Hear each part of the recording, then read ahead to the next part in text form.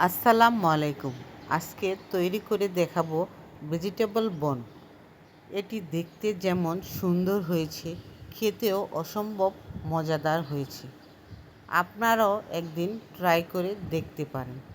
এজন্য 2 কাপ ময়দা নিয়ে নিলাম, সাথে একটু লবণ, একটু চিনি, একটু তেল দিয়ে ভালো করে একটি ডো তৈরি করে নিলাম। কিছুক্ষণের জন্য রেস্টে রেখে দিলাম। অন্যদিকে আলু, গাজর, বরবটি নিয়ে নিলাম।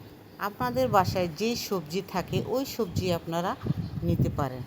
মশলা ভালো করে কষিয়ে নিয়ে সবজিগুলো দিয়ে দিলাম। এখন রেডি হয়ে গেল আমার সবজিটি। মেখে রাখা ডোটি নিয়ে নিলাম। এখন একটু ডো নিয়ে সবজি ভিতরে পুর দিয়ে রেডি করে নিলাম।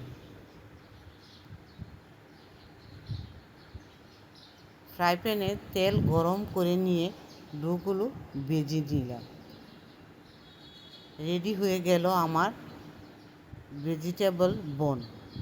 কেমন হয়েছে আমার ভেজিটেবল বনটি? ভালো লাগলে কমেন্ট